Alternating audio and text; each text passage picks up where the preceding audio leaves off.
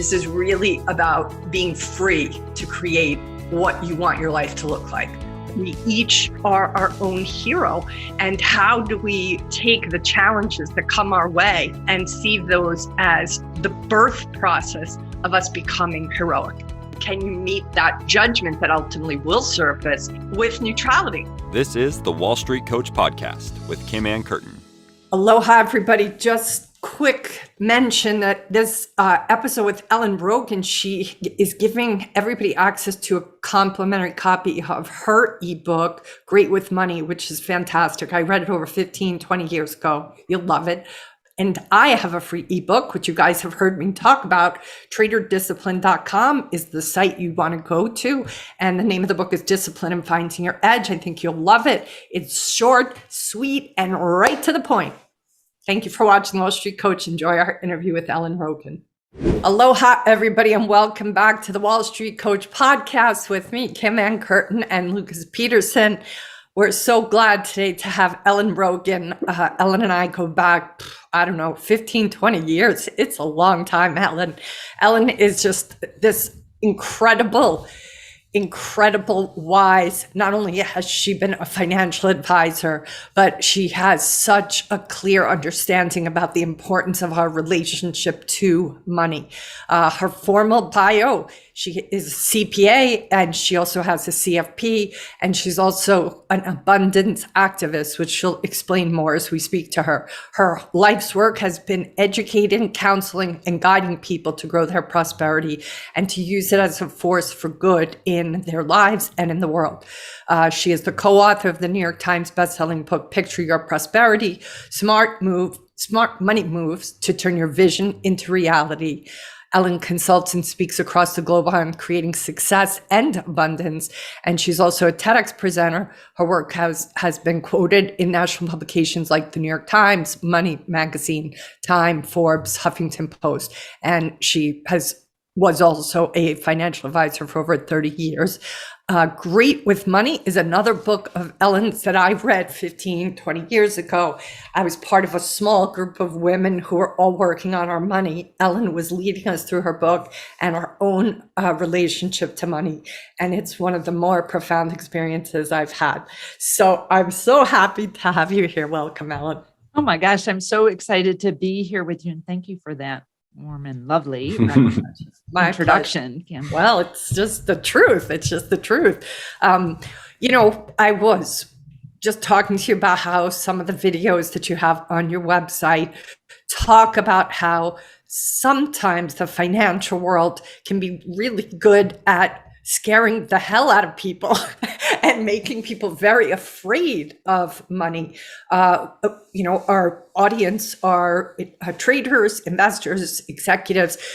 I don't know anybody in all the years I've, been a coach and listening to sometimes some, real deep-seated thoughts about money. I don't know that I've ever met anybody who hasn't had to do some healing around it or reconciliation or work out with their parents or their parents' relationship to money was. So just tell us what you see about that journey yourself as an advisor for over 30 years.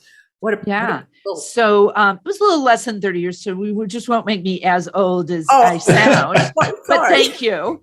That was the thing that was so fascinating to me when I started as an advisor, was really people's viewpoints and relationships and how they made decisions around money, because it varied so much. I could see somebody who's had relatively modest means and just felt prosperous and grounded and like everything was going to be fine. And it usually was. And then people with millions and millions of dollars who were so scared they were going to lose what they had that they self-impoverished themselves. Ooh, and that word is so powerful, self-impoverished. I have never heard that word before. So what does that look like?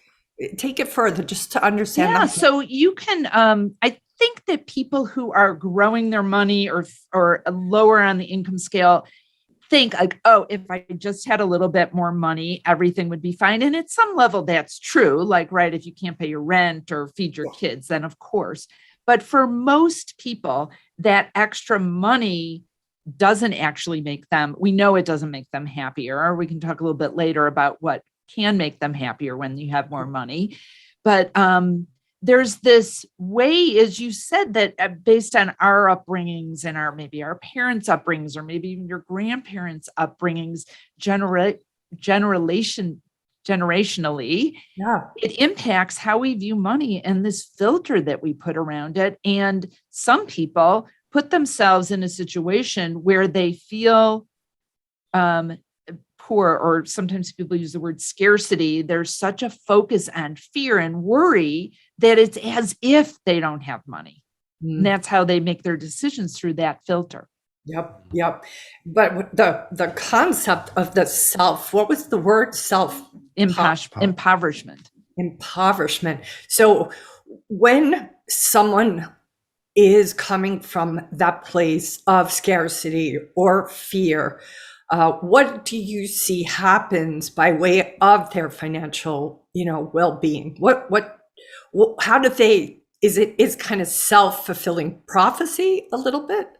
Yeah, it can do a couple of things. So when you said financial well-being, there usually is not well-being when you're coming from that place. Right. And a metaphor that I found really helpful for people to get their arms around, like, what is really scarcity thinking or abundance thinking? Yes. To think of it in as going against the current or with the current. So my husband, a few years back, did an Ironman competition, and he ended up doing really, really well in the swim. He's a good swimmer, but for his age group, he actually did very well. And part of what helped him, besides being a strong swimmer, is he did it in Louisville, and they swam in the Ohio River, and they were swimming with the current. So with the current makes it easier. Against, if you picture, like, can you get ahead with your money and make money if you're scared and pushing against and competitive all the time? Yeah, but it's harder and it doesn't feel as good. And you're always feeling like, oh, I might be going backwards in terms of my success. Yep. And you can have similar, maybe even better success when you're going with the current. Yeah. And a lot of that, most of it has to do with how you're thinking about money and your relationship with money. Yeah. So because of the market, we're recording this today on March 23rd, 2022. It is a volatile time. A lot of traders have spoke to that, what did work before or isn't working now. What if you are, or you've suddenly had expenses that you didn't expect, or financially change has happened to you? How would you recommend people navigate that so that they don't wind up going into that negative kind of spiral? Yeah, and it isn't easy to do. One thing that might be important to understand, there was a book written a while back called Scarcity, where the researchers looked at what happens when people's backs are really up against the wall, or when they feel like they are, even if they're not, but they were looking at truly people that were in difficult situations. When you are operating out of a place of deep fear and anxiety and worry, your IQ actually drops. So you're unable to make good decisions. So sometimes it's really, this might sound a little simplistic, but I think it's a really core tenet, is to have a contemplative practice, or a way for you to take a step back and be able to make good decisions. Because we've seen this with, everyone's experienced this, or you've certainly observed it with other people, that when you're freaked out, you make stupid decisions. Yeah. Yeah. And so to have someone you can talk to about it, whether it's a peer, and just bounce ideas off of, literally taking some breaths or starting some kind of contemplative practice. Even just like when you introduced and said aloha, I love Hawaii so much. I got like, aloha. Like, even if you're thinking about an amazing place, being in nature can lower some of that stress. Yep, no doubt about it. It's part of why I live here now, Ellen, to be honest. And I still have to fight my own scarcity thinking and my own, fears, like the hustle of New York. what is that famous saying about, like, you think, oh, if I leave a place, then I will change, but you go with you. And I come with myself here. And that's part of why I live here, because it does force me to, force is probably the wrong word, but it constantly reminds me, come back to center. You are in Hawaii. How did I even get here? But I needed a big reminder because of my own childhood and my own experience with scarcity. So for those who perhaps are coming from, let's say, poor or middle class or any kind of challenging financial background, the other thing I've noticed too is the people you surround yourself with can also impact whether you're able to transcend that from your past or not. Would you be willing to talk a little bit more about that? Yeah, I think that we are inspired by the company we keep, which is something I hear from one of my mentors, Lisa O'Neill, and that when you're around, for me, when I'm around really grounded, positive people, that helps me feel better. And the opposite, I have to have really good protection skills when I'm around highly anxious people, or take a break, be in nature, find some way to separate from that, because it happens in both realms. Yeah. And that, the news is there is major things happening in the world that are troubling and worrisome, and our hearts go out to people in the Ukraine and other parts of the world where people are suffering. And it's as humans, it's really easy to, well, first of all, our compassion goes out to them and feel for them, but also get wrapped up in the awfulness of what's happening. For sure. And at the same hand, there's also some beauty that's happening. Yeah, no doubt, no doubt. So what I'm hearing is it's a matter of being really present to the company you keep and what you're exposing yourself to. For sure. Yeah.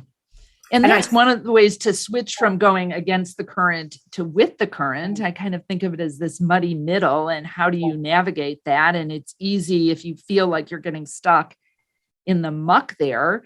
There are certain things that are really helpful. Besides, we talked about contemplative practices, and this might feel counterintuitive with building prosperity or wealth, but I've seen for many, many people, and experience for myself, is when I'm feeling worried, if I'm out there doing something for someone else or financially giving to someone else, it actually draws more prosperity to me.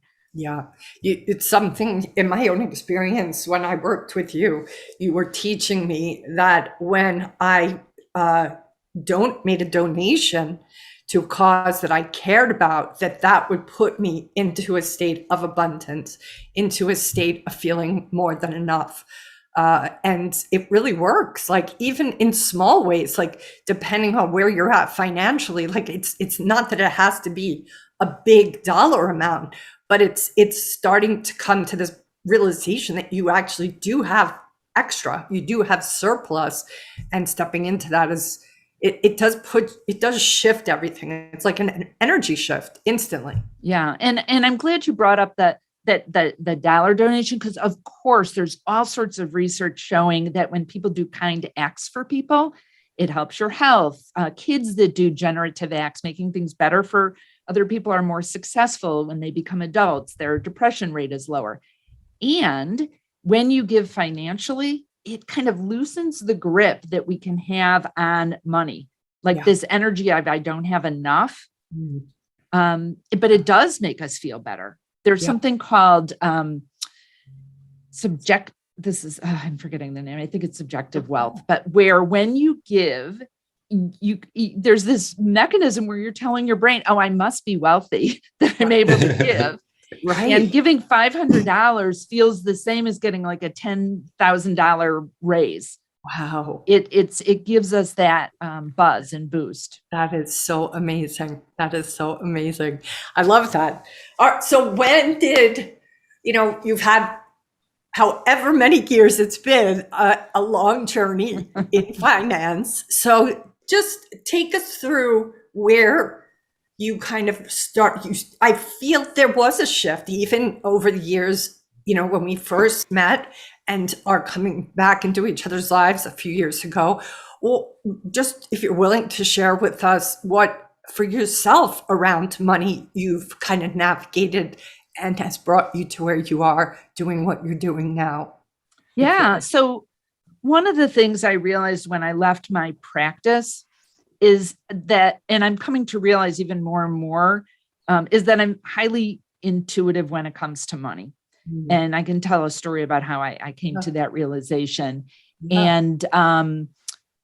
And I think I always was. Part of the reason I think my clients always felt better after we met is that I just intuitively knew what to say to make them feel better, and not in a placating way, but in a, this is what they need to hear way. And I used to say, I could tell if someone's going to be okay financially. I don't even have to know any of the details about their financial situation. Wow. And I thought it's because I was listening differently. But I realized that I really tap into the energy of money, and I have conversations with money now all the time and really deliver those to other people. Yeah. So please do share how the intuitiveness showed up for you and what that literally looks like. Yeah. So the initial time, it looks different now than it did, but I think money wanted to wake me up to hey, we can do some great work together. So I was at this kind of weekend retreat, and we were doing this exercise, and I was partnered with someone, and it was about us tapping into our intuition. I was partnered with this guy, James. And the way the activity worked is he was to think about something he had going on with money. And I stood behind him with my hands on his shoulders. And when he turned around, I was to just deliver a message. And what came out of my mouth was clearly not Ellen Rogin's words. So what came out of my mouth was F you, but I didn't say F you. I said that whole thing.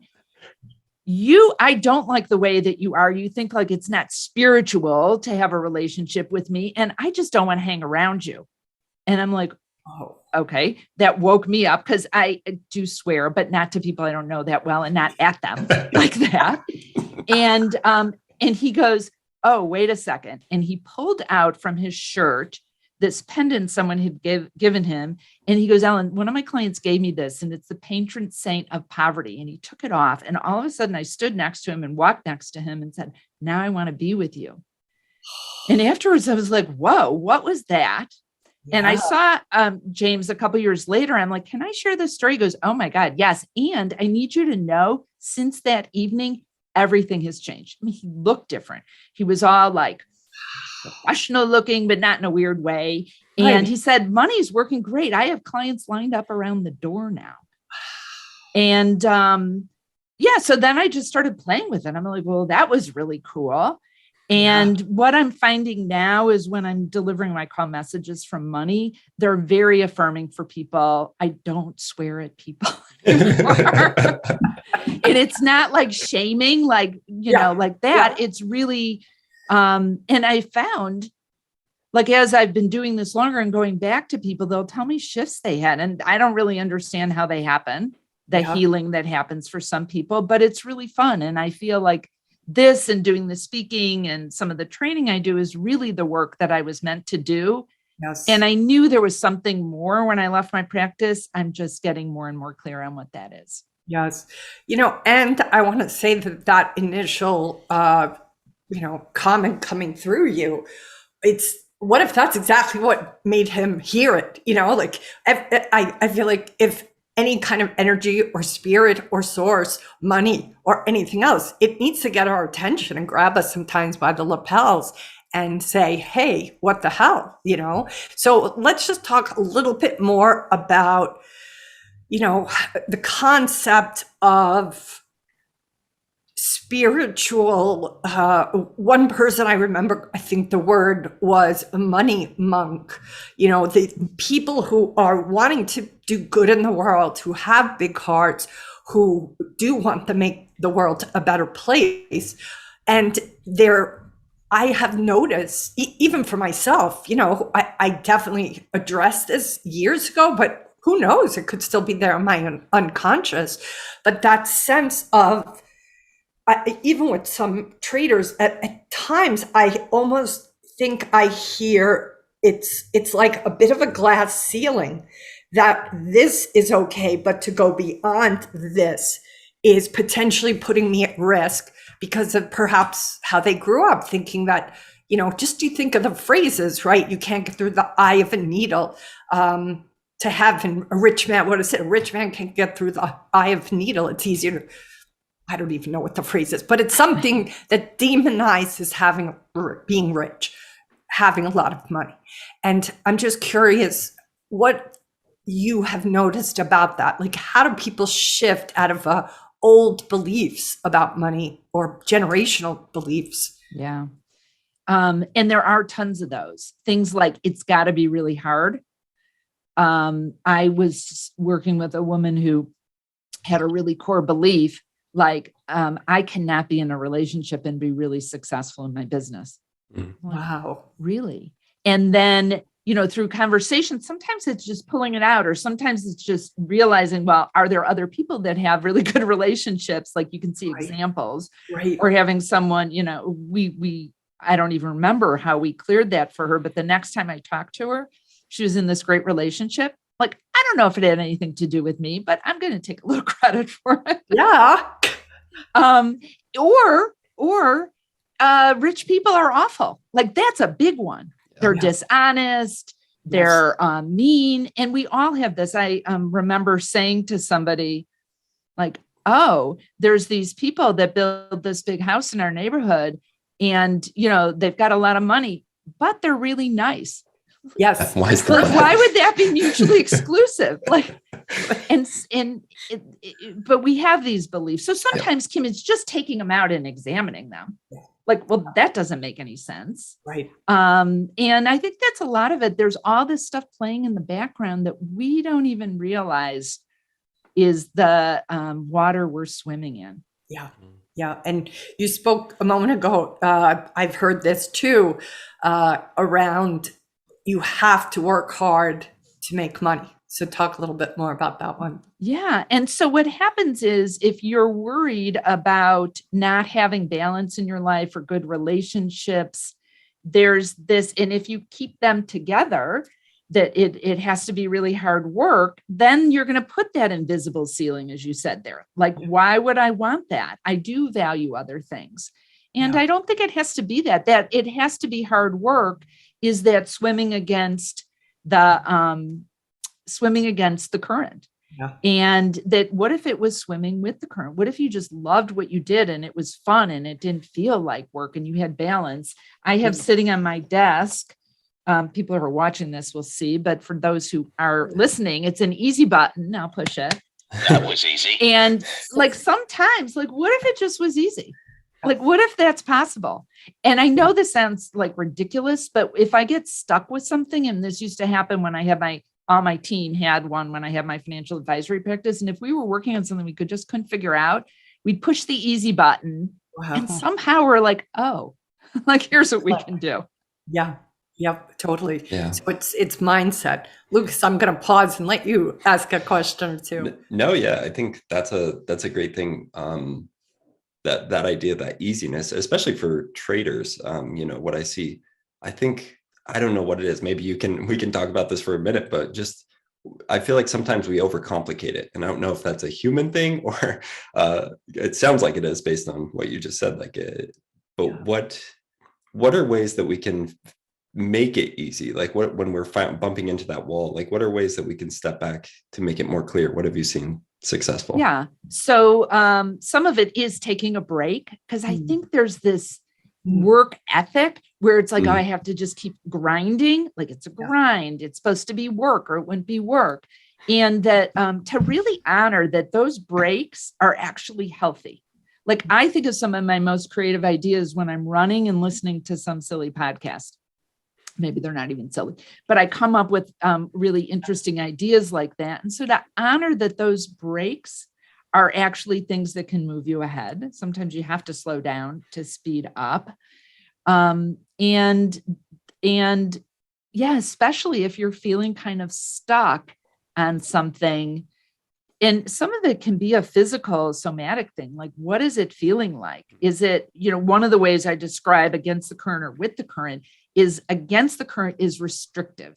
So if I just say the word budget, how does that feel? Yucky. Yeah, like maybe there's somebody. Most people don't like that word. If I don't say budget, maybe say diet. It's that same feeling.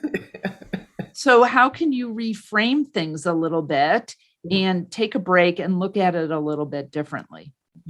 Yeah. Beautiful.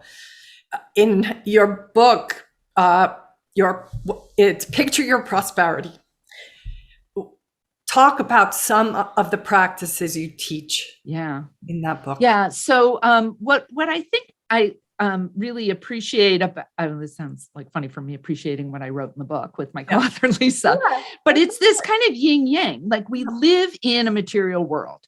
So it's not all about chanting Om and sitting on your meditation pillow waiting for the universe to provide. Like, you have to take action. And if you're just in that left brain material world, you're missing out on all this intelligence that's there, all this vision and creativity that happens when we tap into another part of us, whether it's our intuition or our creative self, or those breaks. So one of the things that we go through in the book is about creating a prosperity picture. So for any of you familiar with what a vision board is, it's similar in some respects that you're taking images that are represent goals that you have and placing them on a board so you can see them. The thing that we've done that's different is there's quadrants on the board. So that can represent whether you want things to happen sooner or later, 5 years or less or more, and if they cost money or they don't cost money. So I just keep looking over here because I have my prosperity picture. I'll show you guys. Perfect. Please notes do. That are up there. But this is the one that I'm playing with now. And I update it every, 6 months or a year, whenever something feels like, oh, I need a new one. And the things that are on the top of the board, things that require money, are ones you can have. It's like a visual financial plan. Sometimes people are amazed at all the things on the bottom of their board. Like, wow, I didn't realize so much of what I desired in life doesn't even cost money. Wow. And what I found is I always put on my board now this or something better, because there's been some really fun things that have happened for me personally. So our original board had, right before we launched the book, I had the New York Times bestseller logo on there. So I had the New York Times on there. And the Sunday before the book was released, we were written up in the New York Times mutual fund section on our book. And I was like, we had a PR company, but like, I didn't even know that was in the realm of possibility. Right. And so I was like, well, that was cool. And then I've had on my board for a while a picture of Australia and New Zealand. And part of the reason I had that is I've had a goal for many years to be hired to speak in Australia, getting flown over there, bring my husband. And part of the reason I did that is I think I want to live there part of the year, but I've never been there. So I'm like, maybe I should visit first before I move. And this year I found out I'm speaking in August for this big insurance conference in Sydney. Yay. So it's been there. Like, sometimes, this is the thing with goals. They don't always happen in our time frame. But if they're really important and meant to be, I do believe that they show up in our lives. Yeah, for sure. For sure. I'm with you. I'm so excited that you're going to get to go there and suss it out and see if that's the place for you too. What would you say is appropriate for people to begin to at least uncover what their money beliefs are? How does somebody begin to just do that? Yeah, to the extent that you can be noticing and mindful of the things you say out loud or the things you think about money, and just be noticing, like I did with that neighbor. Yeah. Oh, they're very wealthy, but they're nice.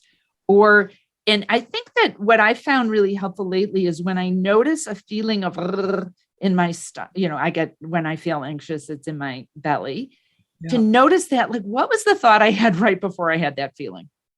Beautiful. And that might be something that's a clue, like, oh, that's a thought that's not really serving me right now.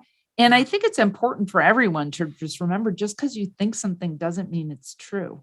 Yeah. Yeah. Yeah. Very, I just want to tell a quick story. So I was we were in the Asheville area for the month of February, and we were in this little cute town called Black Mountain, and we passed this gifty store with all these little sayings in the window. And my husband was really nervous about something he was working on. And the sign in the window said, "Imagine what could go right." And he looked at it and he goes, and I go, "Oh, that's perfect for you." And what he read was, "Imagine what could go wrong." And he goes, "Why would you tell me to get a sign like that?" I was like, he goes, "It says, imagine what could go wrong." We have this filter over us. You can't even see what's going on. And I laughed about it, like, that is not what that sign says. Oh my God. It's like he was already, he's reading it the way he perceives that thought. Yeah. Yeah. So when you said it's also around the people you have around you, so sometimes you just need somebody who's also not as freaked out and worried to be like, time out.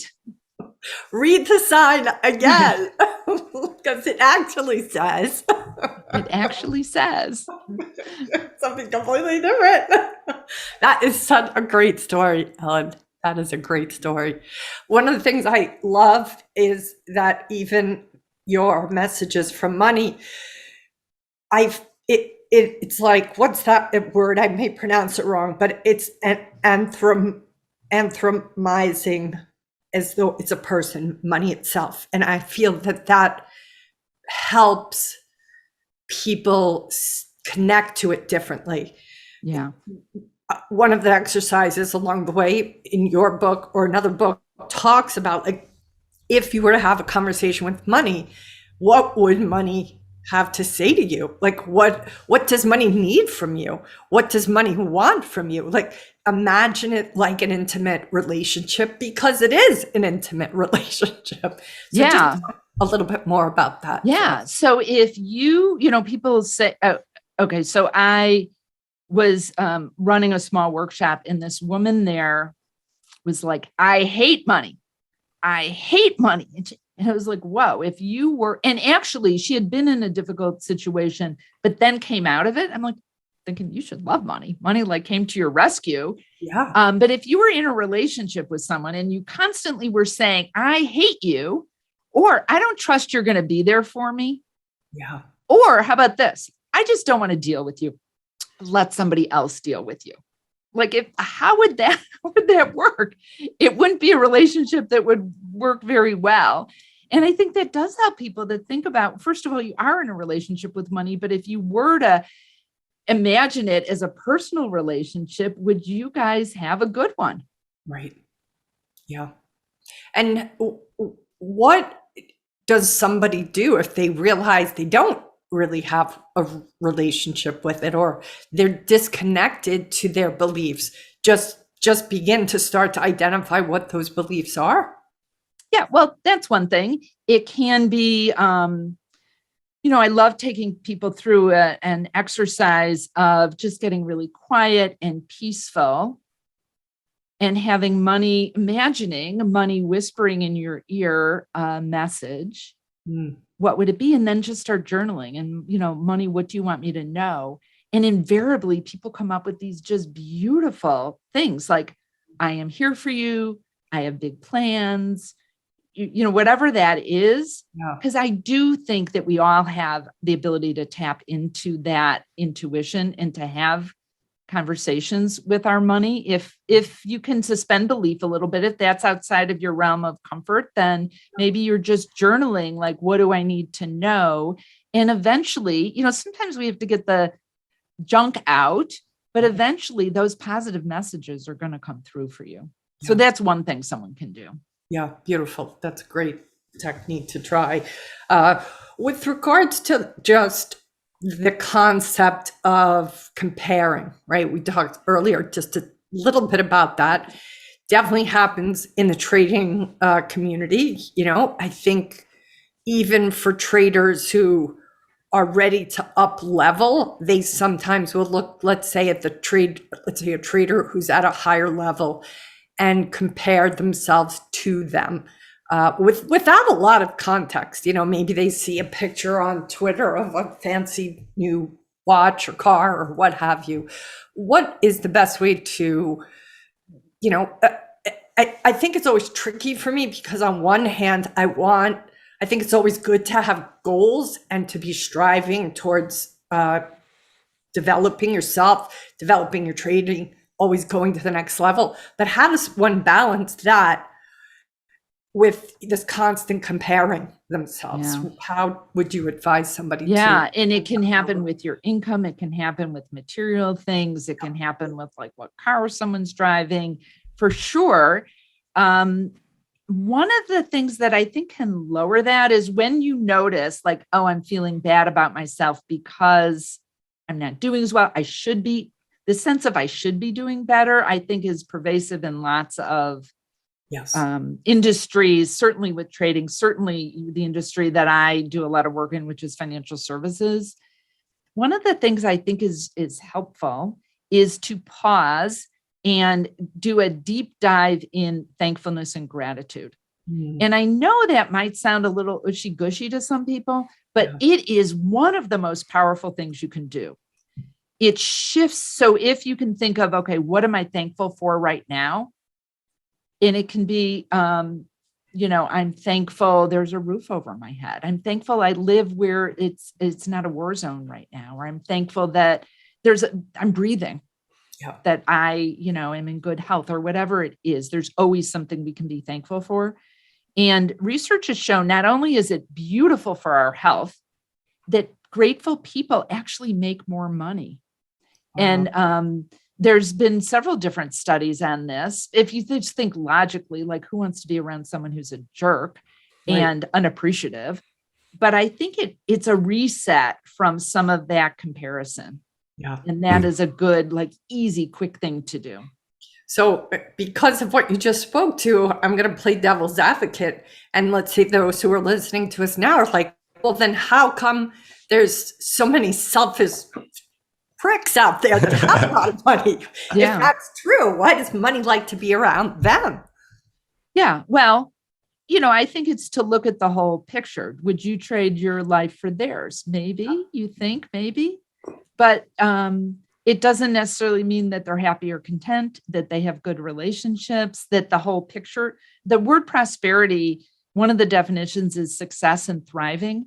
And that's one of the reasons I like that word so much more than maybe just being rich. Yeah. Because that doesn't mean anything. Yeah. We've all seen celebrities that have crashed and burned.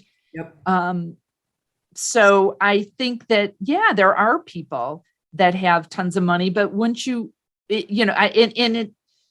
what would it be like if you had that? How could you use it for good? One of the things I've found really helpful for people is when you think about your goals, is to think about who else will win when you achieve that. Maybe your family. It might be, I could give a whole lot more to charity. I could change the world with this. And you don't need to be, Mackenzie Bezos or Oprah or, Warren Buffett giving like tons of money. It could be, as you said earlier, a small amount, but it makes us feeling really good and making a difference for people. Yeah. Definitely. For people who are coming from perhaps, a different lifestyle, there are those who in these last 2 years found themselves with more wealth than they could have ever imagined. I know years ago when I had unexpected financial abundance, I found it disorientating and kind of scary at times, to be honest.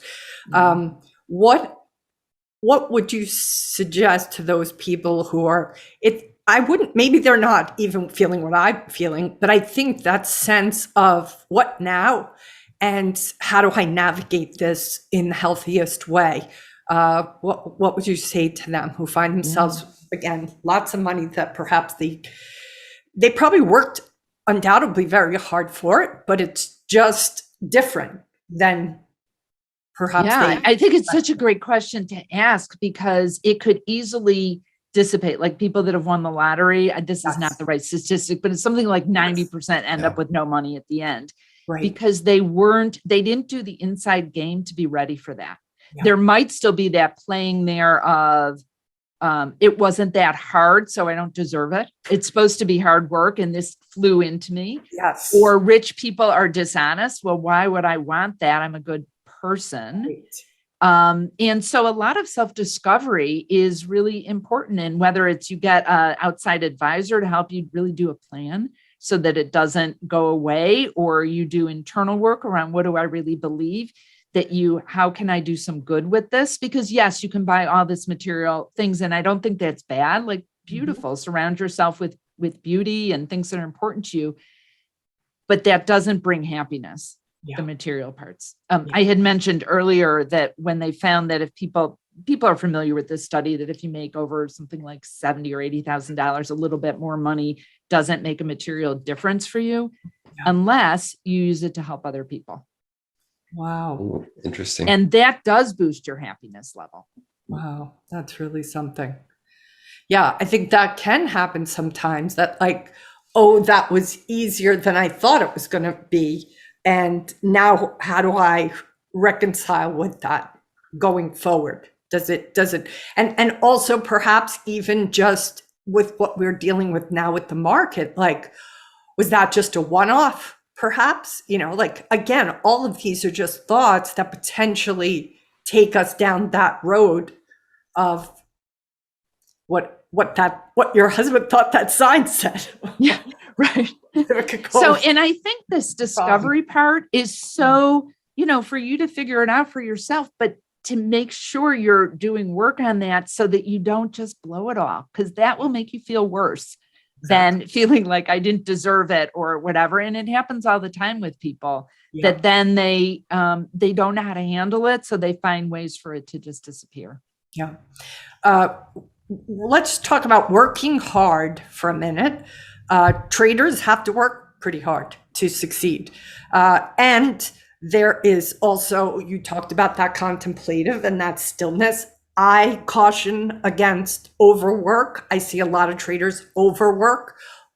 A lot of that is just, because they have to have screen time, but it on occasion feels like too much. And I also understand that certain periods of our life there are seasons where work is perhaps part of that growth, part of what they're creating for themselves for the future. But just speak to that balancing of there's seasons for overwork and times when it's just too much.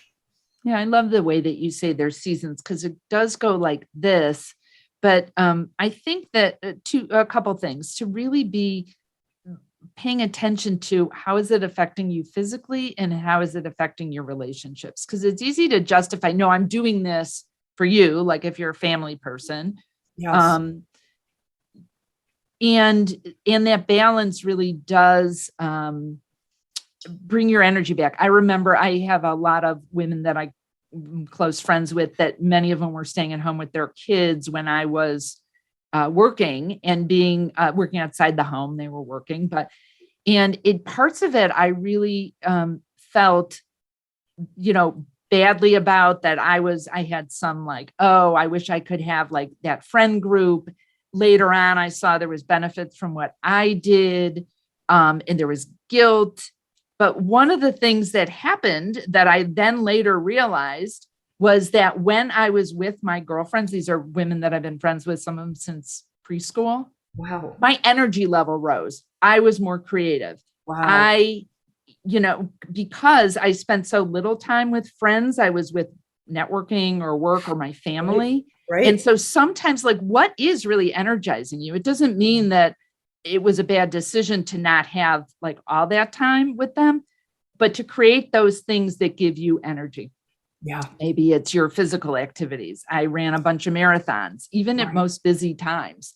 Wow. And I found that was like a great way to self-regulate. That's awesome. That's pets. awesome. We have, some of you may have, if you're watching the video, may have seen my dog jump off the couch over to but she forces me to take breaks. Yes. Right. In her sweet little, her name's Honey, way. Totally. Time to go outside, Ellen. Time to go outside. What question did I not ask that I should have? Oh, I love that. I would say, the overall thing that if I was to leave with one message I most want people to hear is that that generosity really precedes prosperity. So this idea of I kind of hate the term giving back. Like, oh, I want to give back. Like, why don't you give forward? Wow. And that whether that's money or whether that's referrals or business to other people, if you give without necessarily an expectation of something in return, I know you know this, it flows back to you. It feels great. And so I would say that is like my favorite prosperity strategy. Yeah, that's beautiful. Really beautiful. Thank you so much. Lucas, any questions left that you had? No, I was curious as around the idea of, like that idea of like self-destruction almost that people go through, but I feel like we really covered that well with, the lottery examples and it's fascinating stuff. I'm really fascinated by people's relationship with money.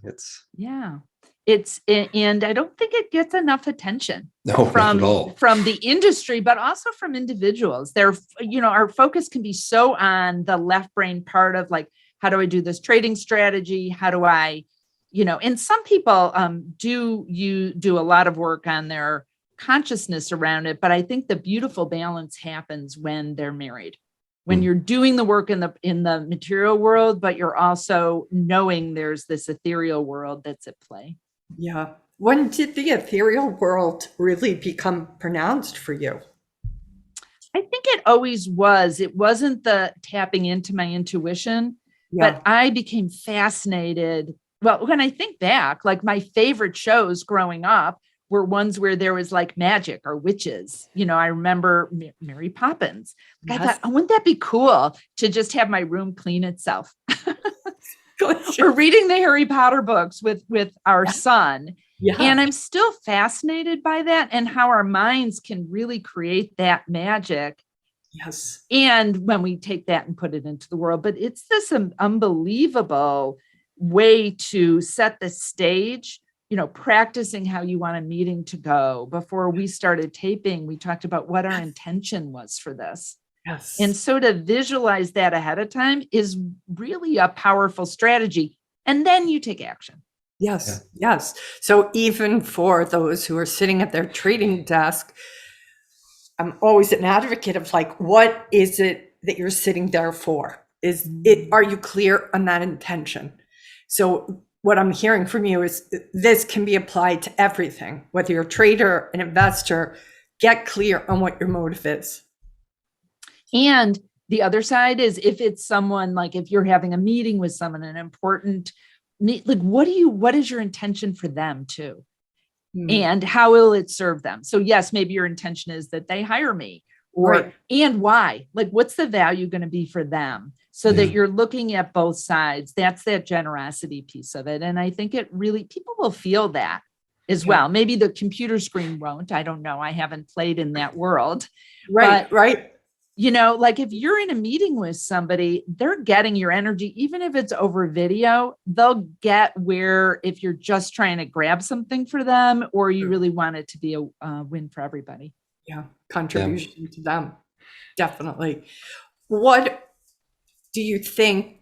Do you ever have a conversation with money around what it wants, let's just say, for the world? Or for one of the messages that comes through a lot is to a couple things. Lower the worry. Like it is not a financial strategy. People feel like, but I need to, there's this energy like of that's just the way it is. To stop. And the other one is like, hey, dude, stop blaming me for all the problems in your life. Like it's, I don't want to hook up. Like, let's really be in a relationship. That's awesome.